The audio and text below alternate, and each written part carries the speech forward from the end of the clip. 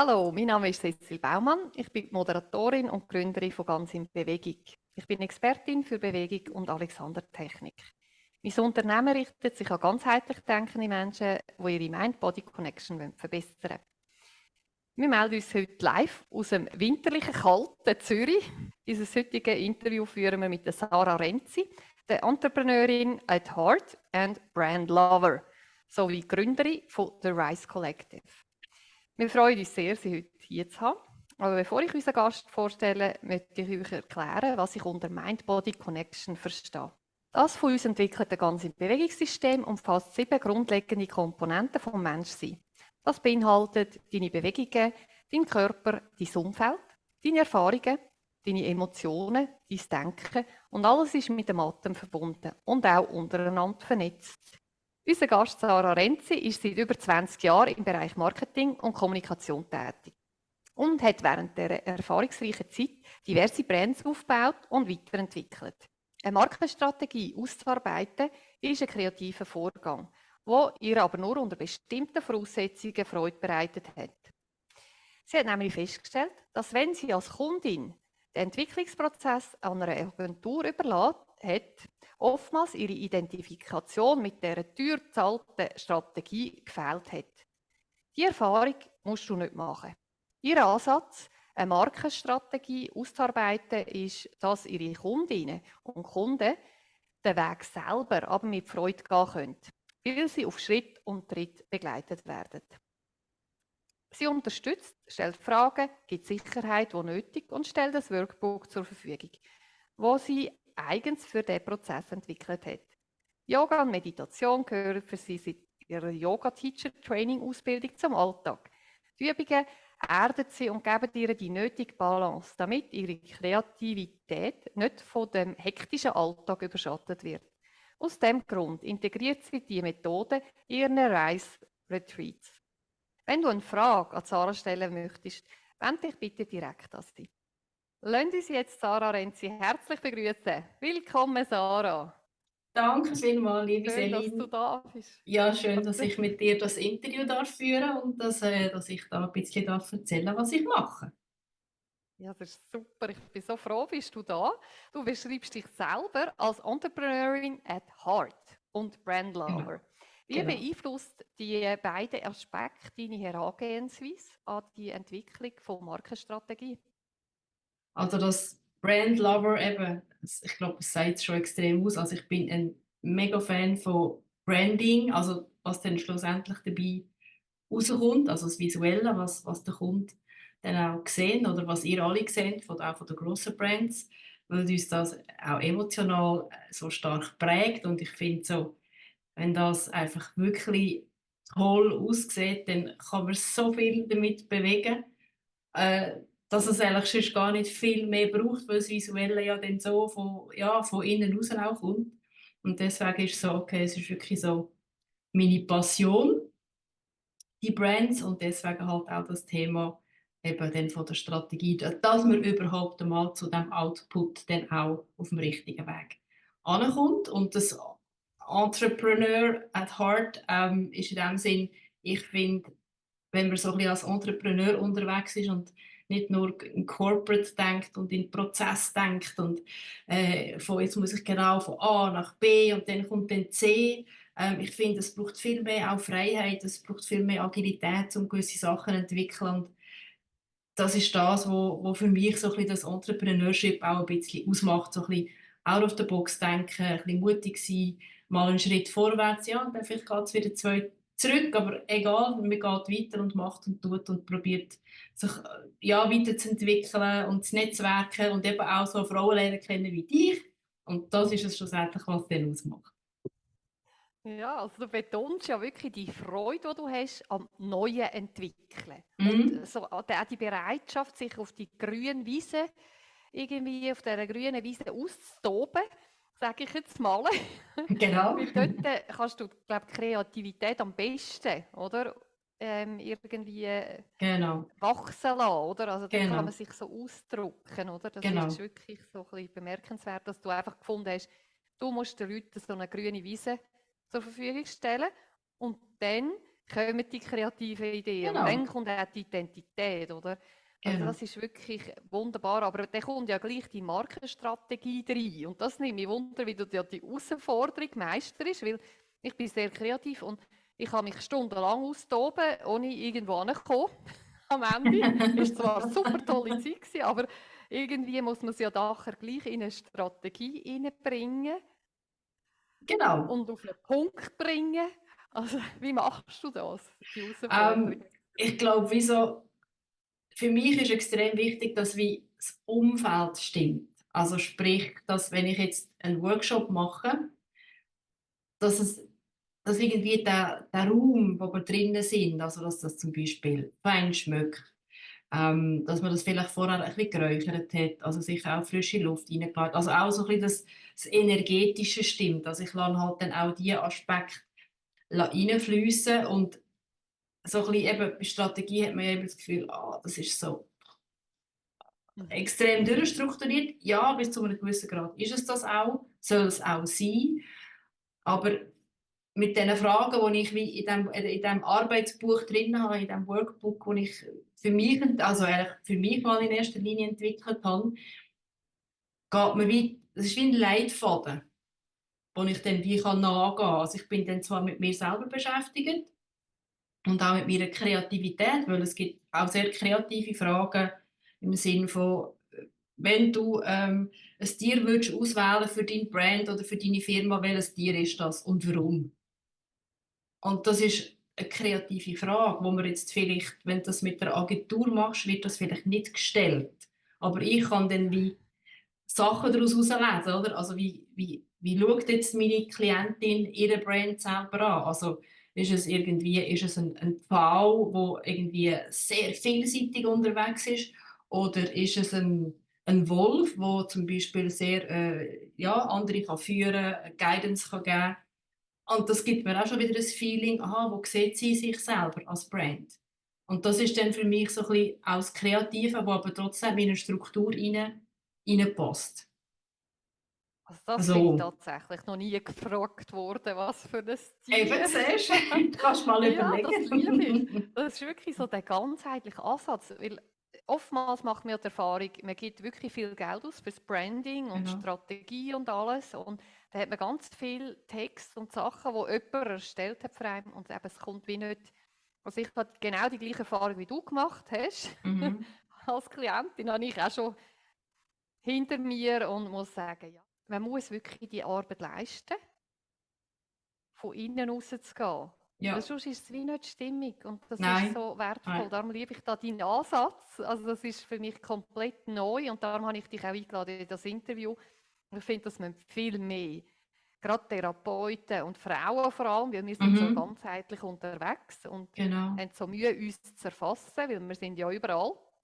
Also es ist ja auch nicht, also verstehe mich nicht falsch, es ist auch nicht einfach. Es ist eine Nein. Challenge. Aha. Und ich persönlich, ich finde es immer viel einfacher für andere das zu machen, als für mich selber. Weil ich gehe ja die Fragen auch immer wieder mal durch für mich und denke so, oh, was würde ich jetzt da? Vielleicht einfach so, nein, vielleicht doch eher so. Also es ist eine Herausforderung und manchmal braucht es vielleicht auch mehr als eine Runde für sich selber bei gewissen Fragen. Aber nachher, wenn du sie mal hast, dann ist es einfach glasklar. Und dann, egal welchen Designer das du hast, kannst du ihm gerade sagen, nein, no way. Das ist nicht das, was ich will. Nein, vergiss es. Ja, ja. Oder? Ja, weil du dich einfach so gut kennst und weißt einmal, Genau, in welche Richtung und wie genau, es etwa genau. dein Wesen ausdrückt, oder? Und Ja, genau. hey, das ist super spannend. Genau, und was ich eben auch noch wichtig finde, also auch nicht falsch verstehen, ich bin kein Designer, ich bin kein Grafiker, ich behaupte aber von mir, ich habe ein gutes Auge. Und im Workshop machen wir auch wie Moodboards. Also, wenn du jetzt so in meinem Workshop wärst und teilnimmst, dass du auch ein Feeling für dich bekommst, ja, was spricht mich denn an? Was gefällt mir denn überhaupt? Und warum? Also, ich würde dann das dich sehr wahrscheinlich fragen, ja, wieso hast du jetzt dein Moodboard so zusammengestellt? Wieso hast du jetzt das Bild mit dieser Vase ausgewählt? Was ist es, was dir gefällt? Das Gleiche mit Schriftarten, oder? Dass man wie auch dort irgendwie kann sagen, ja, das finde ich schön. Und dann kann ich einfach sagen, ja, ist jetzt zwar schön, dass du die Comics-Schrift irgendwie cool findest, passt überhaupt nicht zu dem, was du machst. Und so kann ich auch wieder, weißt, wie Guidance reingeben. Gewisse Grafiker können das, aber ein Grafiker ist auch kein, also ja, ist kein Strateg und ich bin kein Designer. Darum, Mhm. ich So die finde, je mehr, Zusammenarbeit. ja, genau, schlussendlich ist es eine Zusammenarbeit mit dem Designer zusammen. Und je mehr das die Kundin weiss, was sie will, desto einfacher ist es und desto genauer kannst du schlussendlich den Designer briefen und kannst ihm vielleicht die Moodboards auch schon schicken. Dann hat er Ja, schon das ein ist Ding super. und weiss, okay, in die Richtung. Und dann kann er immer noch ein paar Fragen stellen. Und dann der erste Wurf, der kommt, ist dann vielleicht schon der, wo du findest, ach so cool. Ja, also das macht extrem viel Sinn, wenn man schon die Vorarbeit geleistet hat. Das Mhm. verkürzt auch den Prozess massiv, oder? Also ich habe Und irgendwie vorletzt vereinfacht einen alles. Post gemacht auf Instagram, wo ich irgendwie geschrieben habe, investiere, um weniger auszugeben. Also investiere in deine Strategie.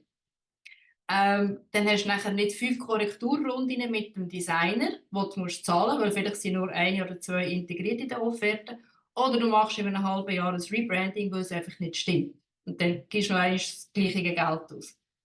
Also, Mhm. zuerst Geld ausgeben in eine Strategie und das kostet definitiv weniger als dreimal einen Grafiker briefen und Designs bekommen, die dich nicht happy machen. Ja, es ist ja auch ein Prozess, oder, bis man dort ist, dass man weiß, was man dann will und wie man es dann will. Und man fährt einfach irgendwo am falschen Ecken an, dunkt es mir. Ja, Und aber das es sagt einem ist, ja niemand. ich Aber es würde ist sagen, einmal ein Start. es ist verständlich, weil jeder, der irgendwie ein Business anfängt, sagt, ich brauche ein Branding, ich brauche ein Branding. Was ist ein Branding? Das ist ein Logo und ein Name, fertig. Ja, genau. Und dann meint man, wir sind jetzt parat, oder? Vielleicht noch ein Genau. Slogan, oder? Vielleicht Das genau, ist vielleicht hast du wirklich. noch irgendetwas unten dran beim Logo. Gut möglich. Und dann hast du das Gefühl, hey, yes, jetzt habe ich es zusammen. Und dann machst du deine Website und denkst so, ja, was soll ich denn schreiben und wer bin ich denn und was ist denn das, was ich anbiete und wer ist denn überhaupt meine Klientel und okay, und dann machst du einfach etwas und probierst halt so gut wie es geht. Das machen wir ja alle irgendwo. Mhm. Aber wenn du dort einfach Klarheit hast, dann ist es ist so viel einfacher. Ja, ja, das kann man echt vorstellen. Mhm. Deine Workshops, die sind ja, also es klingt wahnsinnig spannend. Und du hast ja bald einen, gell? Ja, genau. Im März, 9. Ja, 10. März, genau. in 9. Zug. 10. März in Zug, in der Altstadt drinnen. Das sind Ah, 2 Tage, also wir fangen am Morgen an um 10 Uhr und hören etwa plus minus um 5 Uhr auf, dass wir wirklich mit ja, allen Themen durchmögen. Genau. Man hat eigentlich wie Klarheit über alle Bereiche, also eben von der Zielgruppe bis über Marktpositionierung, über Stärken, Schwächen, Analysen, über eben, was ist auch deine persönliche Vision, also das ist wie der erste Teil. Und dann dein eigenes Why, wieso machst du das, was du machst, oder wieso möchtest du das machen, was du planst. Ähm, und ja, schlussendlich ja, hat man das nachher und ich tue auch eine Vorlage dann zur Verfügung stellen, wo man das nachher wie kann zusammentragen, also wie zusammenfassen, was man jetzt erarbeitet hat, dass man eben nachher das Dokument auch dem Grafiker kann schicken und sagen, so, voilà, das sind die wichtigsten Sachen, die du musst wissen. oder der Virtual Assistant, der dann vielleicht für einen Post kann machen oder irgendwas. Oder so, als Guideline, genau, genau. Ja, oder sein ganzes Team, wo ja Ja, auch das genau, müssen unterstützen, die genau, Vision und auch das Visuelle, dass nicht irgendwie Chaos entsteht. Nein, genau. ich finde es echt grandios. Also wirklich. Und auch dein Ansatz von, du hast ein klares Konzept, Mhm. wo du weißt, aus Selbsterfahrung und mit deinen Klienten, dass das funktioniert, oder? Wenn du so vorgehst, dann kommst du dort hin, wo du hin willst.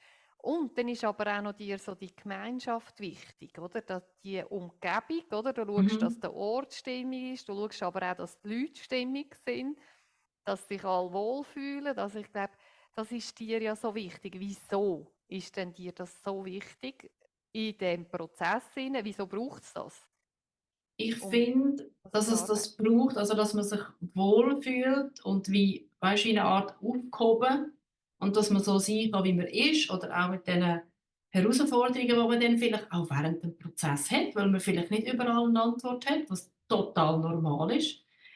Und dann ist es extrem wichtig, oder, dass man sich wohlfühlt, also dass wie auch die Energien im Raum stimmen. Also, dass man dann wirklich auch eben, ich fange dann mit einer Meditation an, weil ich will, dass die Leute zuerst mal ankommen und in die Ruhe gehen, weil eigentlich sind alle Antworten sind schon da. In unserem Unterbewusstsein, im Bauch, wo auch immer. Es ist alles da. Man muss es nur vorholen und den Mut haben, oder der Intuition auch zu vertrauen und zu sagen, hey, ich schreibe jetzt das einfach mal auf, auch wenn es vielleicht total crazy ist. Ich schreibe es jetzt einfach mal auf, also es ist jetzt einfach spontan gekommen. Und dann vielleicht in einer Woche, wenn man es noch einmal liest, findet man, geil. Ja, genau, das ist es. Ja. Und deswegen ist mir das so wichtig. Die Leute müssen wohl sein, sie müssen sich auf sich selber können verlassen und einfach wie den Mut haben, auch eben ein bisschen crazy Sachen aufzuschreiben, wo sie vielleicht noch nicht wissen, von wo das die jetzt genau kommen. Und so entstehen nachher eigentlich die tollen Sachen, oder? Ja, Die nicht ja, so und aus das dem ist ja Kopf so, rauskommen. ja, genau, du sagst es. Wir probieren immer alles mit dem Kopf. Und das Genau. Denken ist ja wichtig, das ist klar, das Kein wissen wir alle, Thema. aber es ist wirklich vor allem für gewisse Leute schwierig, etwas mit den Gedanken zu erfassen. Mhm.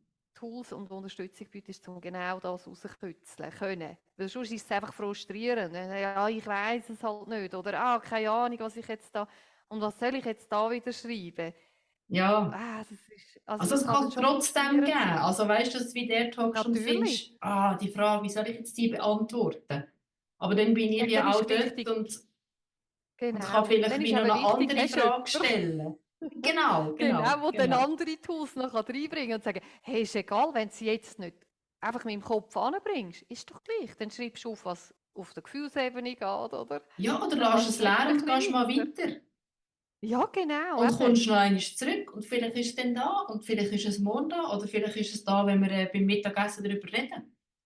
Ja, genau. Und Also einfach einfach die also ein Offenheit bisschen, haben. Hm? genau, die Offenheit haben und auch den Druck, weißt, von dieser Leistung auf eine Art ein Mhm. bisschen wie wegnehmen. Also es soll ja Spass machen. Also ich merke wie so, dass vielleicht ist es ein Frauenthema, ich weiß es nicht, aber wenn ich damals von Strategie rede, ist es so, Strategie. Das ist so ein trockenes Thema, oder?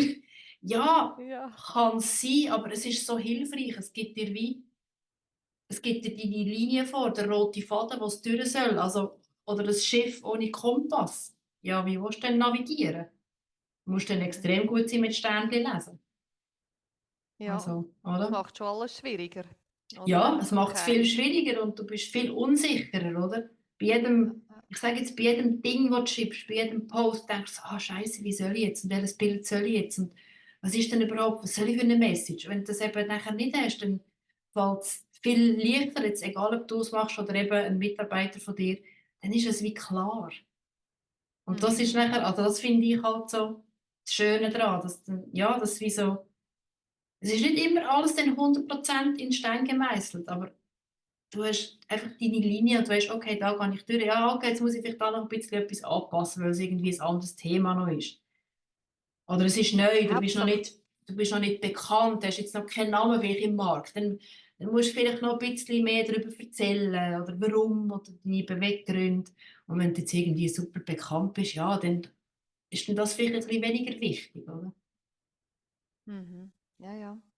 Ja, man muss einfach mal starten, oder? Wie Genau, mit allem. Man genau. muss mal Ja, starten und wenn man einen genau. Leitfaden hat, wo man jederzeit wieder vornehmen kann und sagen, hä, stimmt das jetzt überhaupt noch? Ja, Oder ja, stimmt das mit dem Markt überein? Weil die Menschen verändern sich, sie genau. fokussieren sich auf andere Sachen. Ich denke, das ist auch noch wichtig, dass man so die Lockerheit und vor allem den Überblick bewahrt und Mhm. weiss, okay, das ist jetzt nicht in Stein gemeißelt. Das muss auch Genau. nicht. Das ist Nein, manchmal muss es schon. absolut nicht, weil, wie du sagst, oder, der Mensch entwickelt sich weiter, das eigene Mhm. Business entwickelt sich weiter, der Markt entwickelt sich, dann kann es gut sein, dass du in 2 Jahren das Buch wieder vornimmst, schaust es an und findest so, das hat sich ein bisschen geändert bei mir, was heisst das jetzt, was hat das für einen Impact? Und wenn du dann nicht Schlag kommst, ja, dann tun wir schnell telefonieren. Und Oder dann ist einfach es, nochmal in einen Workshop kommen, oder ein einfach nochmal in einen Workshop Auffrischungsworkshop, kommen oder? oder ein One-to-One buchen und dann eine Zone-Session machen, kann Mhm. man Ja, alles eben. der Vorteil in Gruppen ist ja auch, dass man sich austauschen Ja, kann und andere haben andere Ideen und sehen einem auch von außen, oder? Und sehen, genau. kennen den vielleicht nicht und das ist so der erste Eindruck und das kann einem schon helfen, um dann Ja, reflektieren und irgendwie etwas ja, aufnehmen und denken, ja, ja. genau das bin ich.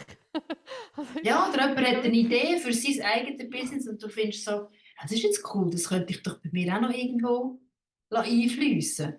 Vielleicht ein bisschen anders. Und das ist auch, finde ich, ein extrem wichtiger Part, oder? Eben so der Austausch auch untereinander und sich auch gegenseitig motivieren und wie so, ja, so auch ein bisschen Mut, weißt, zusprechen und sagen, hey Ladies, come on, wir können das, jetzt machen wir das zusammen. Und es gibt dann auch so ein schönes, so, weißt, so eine Gruppendynamik und das Gruppengefühl, aber eben, ich finde, wie so, es darf nicht allzu, also jetzt so wie ich es im Moment möchte machen, nicht allzu gross sein. Also ich habe jetzt wie gesagt, maximal 6 Frauen, weil ich auch genug Zeit will haben für jede Einzelne. mhm. Wenn sie dann am Arbeiten ist, dass ich bei jeder vorbeigehen kann und sagen, hey, kommst du voran, bleibst du irgendwo hängen, kann ich helfen. Dass wenn der Bedarf da ist, dass ich genug Zeit habe. Wenn du dann irgendwie eine Gruppe hast mit, ich sage jetzt 20, 30 Leuten, dann schaffst du das nicht. Ja, ja. Und Und deswegen eben ist dir das kommt es auf die auch, Qualität, oder? ja, Also du ja. fokussierst wirklich da voll auf Ja, Qualität. weil ich möchte, mein Ziel ist, dass jede nach dem Workshop so, ich sage jetzt, sorry das Wort, geil drauf ist, ihre Brand umzusetzen visuell und sie es fast nicht kann erwarten. Das ist mein Ziel und sie genau weiß, was sie will. Das ist mein Ziel. Wenn sie so rauslaufen am Sonntag, bin ich die glücklichste Frau auf dieser Welt. Dann weiss ich, okay, gut, das habe ich gut gemacht. Ich glaube nicht nur du, das sind ja alle happy. Ich meine, wenn ich weiss, hey, jetzt Ja, da natürlich, durchgeht's. Und ich klar. meine, wir hatten nur einen kurzen Talk gehabt miteinander und ich habe schon gewusst, hey, ja, jetzt weiss ich, was ich machen muss. Und zwar, das ist dringend und das muss ich wirklich. Und habe schon Super, 2, 3 Sachen initiiert und das gefunden, freut ja, mich. Ist die cool. Sarah ist genial. Und das ist wirklich, also Hammer, wie du sofort und weißt, irgendwie das teilst, sehr grosszügig, wirklich ganz toll. Ich gebe Auch das auch gerne menschlich. weiter. Also, weißt, ich finde, wieso andere helfen mir in anderen Bereichen, also kann ich auch das, wieso soll ich das, wie ich es mache, für mich behalten? Das ist doch irgendwie doof, oder? Ja, es ist ein Miteinander. Das finde ich auch. Das Ja, ist wenn ich mit wirklich anderen auch, wenn die auch davon können profitieren, wie ich dann zumal für mich auch können profitieren, dann ist doch alles wunderbar, oder? mhm. Du bezeichnest dich als rationale Optimistin Ja, und also, brichst, glaube ich, auch gerne mal die Regeln. Ist das auch, um die Leute so ein bisschen von ihrer fixen Idee, ja, das will ich so, genau so, um so ein bisschen auch ausbrechen können? Dass die Leute nicht so fokussiert sind, so zu fest sich einengen und mal einfach ja, abstehen, oder dass sie wieso? sich wie selber nicht zu fest einengen und dass ich wie so von mir auch sage, ich, also eben rational unterwegs, dass ich dann nicht irgendwie, also weißt du, so, irgendwie irgendwelche Sphären lande, wo ich dann auch sage, ja, okay, also jetzt ist es ein bisschen too much, oder? Ich kann dann schon Ideen haben, wo ich mir selber muss sagen, ja, okay. Fangen wir mal beim ersten Schritt an, du musst nicht gerade Schritt 100 wollen umsetzen oder andenken. Mhm. Und ja, ich glaube, es ist gut, ein Mix aus Ausbrechen und ein bisschen crazy sein und dann aber trotzdem so ein bisschen, gleich noch so ein bisschen die Ratio einfließen, um zu sagen, okay, was ist jetzt das, was machbar ist? Weil wenn ich dann schon beim Schritt 1 total scheitere, dann bin ich nicht mehr motiviert und dann lasse ich es sein. Und ich denke, das geht vielen so. Und deswegen ist wie gut gross sein, also ich sage immer, dream big, aber du musst mal zuerst noch ein bisschen abkondensieren und sagst, okay, was ist mein Ziel in den ersten 1, 2 Jahren oder was kann ich umsetzen mit den Ressourcen, die ich vielleicht habe, egal ob jetzt das Zeit ist oder Geld oder andere Leute, die einen unterstützen. Einfach, dass man es nicht, ja, dass man nicht in die Wand reinläuft und man nachher total frustriert ist. Mhm. Ja, also deine Tipps sind wirklich auch, also das kann ich bestätigen. Die sind umsetzbar, sie sind einfach, sie sind machbar und das motiviert enorm. Da will man mehr von dem. Also Ja, das ist doch ist, ich cool, weil finde es du, genial. dann hast du Freude daran, findest, hey, jetzt habe ich das gemacht und ich sehe schon irgendwo einen Impact für dich. Oder es Mhm. gibt dir irgendwo in einem Bereich vielleicht, dass du so denkst, ah, okay, das habe ich jetzt überlegt, jetzt kann ich das abhäkeln, erledigt und dann fühlst du dich auch schon wieder besser. Du denkst, okay, da habe ich schon mal am richtigen Schräubchen irgendwo gedreht. Oder? Ja, eben, dass man motiviert bleibt und auch Schritt für Schritt Anleitung hat eigentlich, um seinen Genau, Brand aufbauen oder sein Rebrand irgendwie umsetzen. Das genau. wäre ich auch noch froh gewesen, oder? Dann kommt man zwar das Branding über, aber dann die Umsetzung, wie man jetzt das Rebranding irgendwie macht, da die Strategie, da hilft einem dann wieder niemand. Dann müssen wir Ja, dann wieder zahlen, oder? das Ah, ist ja so, und das ja. ist, ich glaube schon, wenn man klar ist, dann weiß man auch, was man jetzt als nächsten Schritt muss machen und was der übernächste ist und was dann vielleicht nächstes Jahr kommt. Und Genau. Oder eben, sonst kann man dann so Punkte eben auch weißt, in einem angehängten Schritt wie noch klären, oder? Wenn man dann nachher das Branding hat, das für einen passt und man weiß in welche Richtung und es sieht genau so aus, wie man sich das vorgestellt hat, dann kann man immer noch sagen, okay, komm, jetzt schauen wir, was ist Step 1? Was ist jetzt wirklich als erstes, was man müsste machen oder jetzt bei einem Rebranding wo anpassen? Musst du jetzt gerade von heute auf morgen die ganze Website neu designen? Hm. Ja, wenn man Zeit hat, okay, aber es es ist eine Challenge, das wissen wir beide, oder? ja, ja, Zauberstab, haben wir Ja, ja alle das irgendwo. wär super, genau. Ich habe ihn gerade irgendwo in der Schublade, ich finde ihn gerade nicht. Ja, genau. Ich habe ihn immer da, aber er macht nicht das, was ich will. Ja, eben siehst du. Was mich jetzt wirklich noch wundernimmt, kann man dich auch, wenn man jetzt eine Gruppe von 5, 6 Leuten ist, sagen wir, in der Schweiz ist es einfach, dann kann man dich ja anfragen, ob du einen Kurs Mhm. würdest geben. Aber wenn das jetzt internationale Leute sind, wenn das Leute von überall sind, ist das auch möglich? Weil du redest ja gut Englisch, also du bist ja da extrem Du, gut. ich bin Könnte man das eben, sogar über Zoom ich, oder so? ja, wir können das sicher machen, wenn es jetzt weißt, wirklich so gestreut wäre, weltweit. Also eben, ich habe ja auch mal angedenkt, ein Retreat machen in Spanien, habe ich das wollen machen, eine Woche lang. Und dann halt wirklich angefangen mit eben Morgenmeditation, Yoga, gesund essen, äh, und dann wirklich an der Strategie arbeiten über eine Woche. Und dann gerade im Anschluss, also Designer hatte ich dann auch schon alles gehabt, hat dann die Dame, die war dann in UK gewesen, die hat dann all die Designs gemacht. Also es wäre super genial gewesen, aber null Buchungen, null Anfragen, weil ich habe eben, wie ich vorher gesagt habe, ich habe bei Schritt 100 angefangen, anstatt bei einem Workshop im Zug. So. Ähm, ja, ich denke, wir könnten es auch via Zoom machen oder Google Meet, aber was dann würde wegfallen oder was ich würde sehr schwierig finden zum Transportieren, ist halt so ein bisschen die spirituellen Praktiken, sage ich jetzt einmal, eben mit Räuchern, vielleicht mit der Karte ziehen, Meditation, also Meditation so via Zoom finde ich jetzt ein bisschen strange, ehrlich gesagt. Ähm, das würde sehr wahrscheinlich ein bisschen wegfallen. Mhm.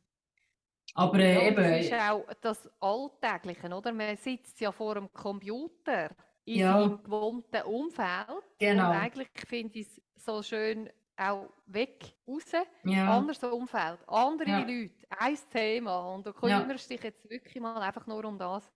Also das ist schon einfach wirklich ein riesen Vorteil. Ja, ich gehe mit dir einig. Ich habe immer das Gefühl, wenn ich so Sachen mache, wo es eben der Austausch mit dem Mensch live ist, dass das Ganze eine andere Dynamik gibt, als wenn es halt wirklich nur, in Anführungszeichen, via eben Online-Meetings in dem Sinn passiert. Kann man Mhm. machen. Ich sehe natürlich einen riesen Vorteil dahinter, ist klar. Es ist ortsunabhängig, also ja. Aber es ist nicht das Gleiche. Also ich würde auch ein Retreat in Costa Rica machen, zum Beispiel. Kann man auch machen, also das ist kein Problem. Ja, und die Strategie hast du ja und die Idee hast und irgendwann wird sich das sicher Genau, verbreiten und irgendwann so. würde ich das sicher können machen, genau. Auf jeden Fall. Du hast ja auch erst gerade gestartet, Genau. grundsätzlich, oder? Also es Ja, ist ja jetzt genau. nicht schon 10 Jahre, wo Nein, du da dran bist. Und da nein, muss nein, nein, man nein. sagen, man muss sich auch Zeit lassen. Und das Braucht Gute ist, auch du, Zeit genau. für Und wir alle, können nur die... profitieren. Je mehr du, sagen wir mal, Sachen erfährst, je weniger müssen wir die auch erfahren. Ja, natürlich, klar, logisch, das kann Weil man wir alles nachher lernen wieder dann schon. weitergeben. Ja. Ja, wir könnten schon die Abkürzung nehmen. Ah, das geht nicht. Gut, okay, Abkürzung. Ja, das kannst du sein, Super. kannst du weglassen, geh da durch. Und dann ist, ja, Mhm. ist doch auch gut, oder? Wenn jetzt jemand eine spezifische Frage hat, respektive einfach will, 1:1 mit Mhm. dir sein Brand aufbauen oder Rebranding machen und sagt, ja, ich kann jetzt da nicht in die Schweiz reisen, wäre ja schön, aber Mhm. Ja, klar. vielleicht einmal für 2 Tage, aber den Rest müssen wir online machen. Also gibt es ja auch so Mix-Varianten, oder? Online Genau, und vor Ort, dass man genau. irgendwie so dich könnte Ja, über natürlich. Also Investoren ich glaube, buchen. wenn man so ein One-to-One möchte buchen, dann ist ja das Tolle, dass ja dann der Kunde oder die Kundin sagt, wie es für sie am besten geht. Das kann dann ein Mix sein von eben, dass man sich vielleicht physisch trifft. Gut, wenn die jetzt Person 2 Tage Zeit hat und ist in der Schweiz, dann haben wir in 2 Tagen die Strategie erledigt. Aber wenn jetzt es nicht geht, dann ist wie so, okay, dann machen wir es halt via Zoom und dann in dem Tempo, was dann für die Kundin stimmt, dann macht man ab und sagt, okay, das Modul 1, du fährst mit dem an, dann gibt es vielleicht also einen kurzen Call, vielleicht eine Viertelstunde, 20 Minuten, wo ich das Thema würde einführen und ein bisschen erklären, warum machen wir das, warum ist das wichtig. Dann geht sie in ihr Kabäuschen zurück, sage ich jetzt mal, tut das erarbeiten und dann schickt sie mir das, was sie geschaffen hat, dass ich das anschauen kann und dann besprechen wir es wieder zusammen besprechen. Und dann geht es ins nächste Modul, ins nächste Modul, ins nächste Modul. Und am Schluss, also wenn es jetzt ein One-to-One ist, dann tue ich dann wie die Zusammenfassung machen von der Strategie. Das ist dann ein bisschen andere, ist dann auch ein bisschen andere Preisklasse. Und dann kann man so halt sehr individuell coachen, was jetzt vielleicht, wenn eben bei einer Gruppe von 6 Frauen, habe ich kein Bedenken, dass das nicht geht, aber wenn man es jetzt ein bisschen grösser machen würde, dann ist es nachher schwierig, um wirklich so individuell auf jede Person einzugehen.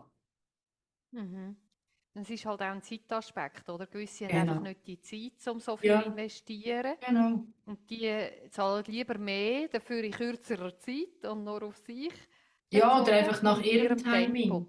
Ja, Ja, oder in genau. ihrem Tempo, gerade so Familienmitglieder Ja, am Fest sind halt verständlicherweise, oder? schon noch irgendwo Genau, eingebunden. genau. Unsere Zeit ist jetzt schon fast aber so die letzten 3 wichtigsten Sachen, die du den Zuhörerinnen und Zuhörern mitgeben willst, was wären die? Ich würde jetzt ganz fies sagen, don't start with a logo. So, nein, nein, wirklich nicht. Nimm dir genug Zeit für das Entwickeln von deiner Branding-Strategie. Lass dir genug Zeit und lass dich auch von deiner Intuition stimmen. So super, wie du das so kurz und bündig auf den Punkt bringst. Also, ich bin einfach baff. Wir wollen uns ganz herzlich bei dir, Sarah, für den Einblick in deine faszinierende Welt von der Markenstrategie und deine inspirierenden Angebote bedanken. Ich habe das sehr inspirierend gefunden und sicher auch alle Zuhörer, die jetzt heute das hören.